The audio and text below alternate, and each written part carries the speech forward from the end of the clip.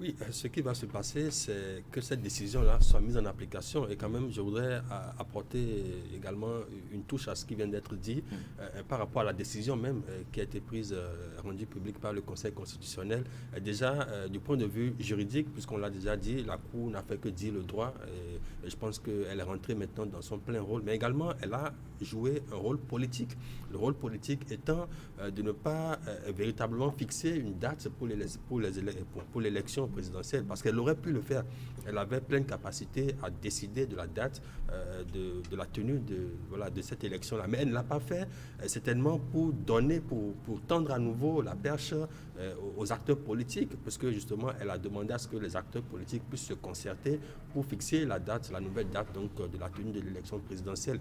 Et ce qui est important et essentiel à retenir par rapport à cela, c'est que, justement, et qui répond à votre question de tout à l'heure, c'est que la Cour a rappelé de façon ferme le caractère intangible de la durée du mandat. Ça voudrait dire que, quel que soit ce qui se passe, le 2 avril, M. Macky Sall n'est plus censé être président du Sénégal. Justement. Et cela voudrait dire tout simplement que ça ouvre la voie si jamais le délai qui reste. Parce qu'on peut encore tenir dans le délai, c'est-à-dire en faisant des élections autour de début mars. On peut encore le faire et tenir dans le délai du 2 avril.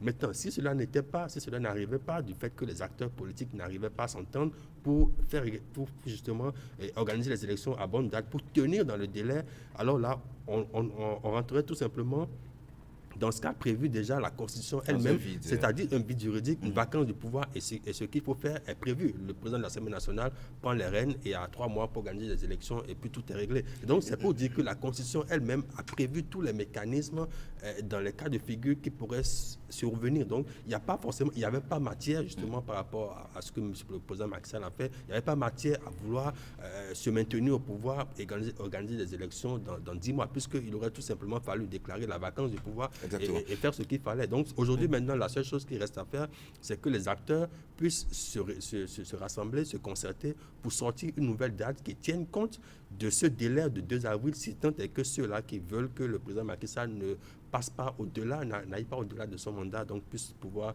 le faire. Puisqu'aujourd'hui, on parle les délais, on dit de l'organiser dans les délais les plus brefs, mais sans forcément dire quels sont ces délais brefs-là, mais tout en sachant qu'il y a une deadline qui est le 2 avril qui doit être respectée.